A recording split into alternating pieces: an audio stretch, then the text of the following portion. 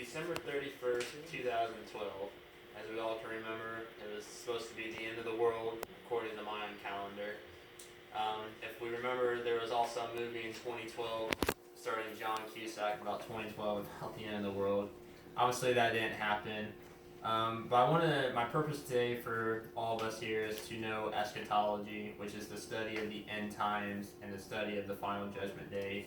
As Christians, we believe, compared to like what the world and scientific research and some of their theories.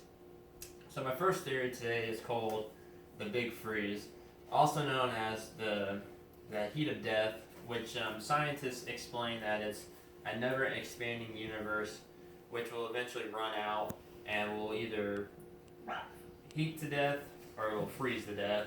So I just wanted to say that this is the most accepted model in the scientific world of how the universe will end, and it'll happen in a billion years.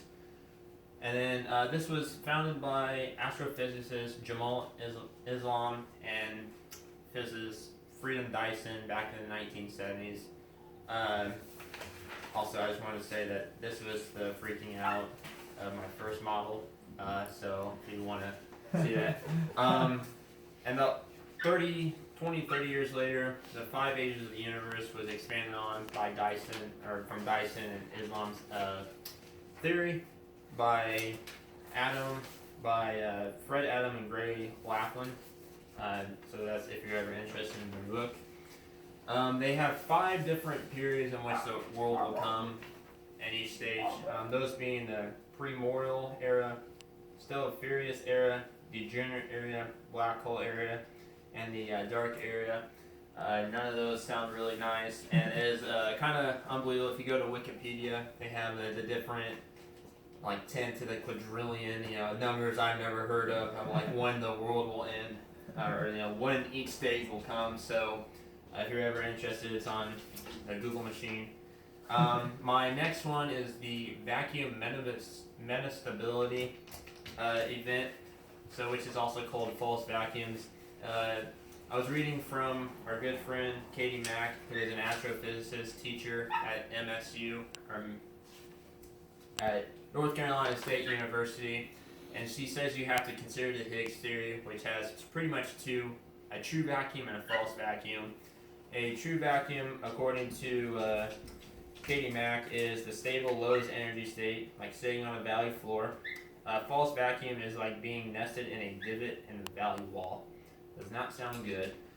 Just some problems with the vacuum metastability event, external threats, inflation, vacuum decay, etc.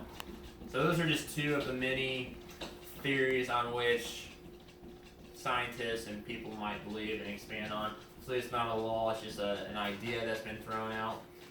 Now to like what we as Christians, or in the Christian universe or religion, call it eschatology. A couple things. If you go to the Old Testament, one thing you have to really look at is when it was written. So you take the year in BC, so before Christ. So a lot of good books.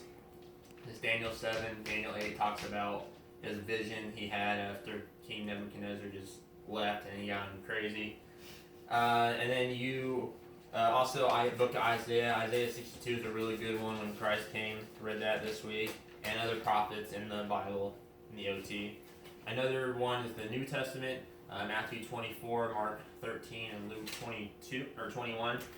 There's some things you'll learn. Many signs will come, like earthquakes, nation against nation, famine, etc. So there's another couple signs. So the book of Revelation, which is an acapullic, or is a book, I can't say the word, but it's a book written by John in AD 90. He has this vision, so it's about 30 years, or 90 years after Christ dies, or about 60, I'm sorry. And he talks about these visions he has, and you see the 7 seals. The first one being a white horse, which will end world peace. The second seal is the red, which is blood, so war is coming. The third seal is black, which is famine. The 4th seal is pale, which we get the English word chlorophyll from, which will be death, or Hades, which is the grave in Greek. And Our fifth one is martyrdom and the Great Tribulation. Great Tribulation, which is where Christians will be persecuted for 3.5 years. The sixth one is heavenly signs, so like earthquakes, volcanic activity. That's from the footnote of John MacArthur's study Bible book. And the seventh is the 7 trumpets, 7 being the symbolic number in the Bible, being complete, trumpets meaning a warning coming, which is Christ's second coming. So my conclusion today and my last 3 speeches are, if everything I have said is true from the resurrection, from other religions and Christianity, about Christianity and eschatology, are you ready to meet Christ, or will you be the last people who will be slaughtered as the enemy because we didn't accept Christ as our Savior and we know we're sinners? My last question is, will you accept Christ and be persuaded that these are the end times and that the things Christ has said is true, and that at the end of the day we have a chance to be at home with our family? It's called First Moments of Heaven, and I wish you guys could experience this. If not, we have an opportunity to. Thank you very much. Good job, Tyler.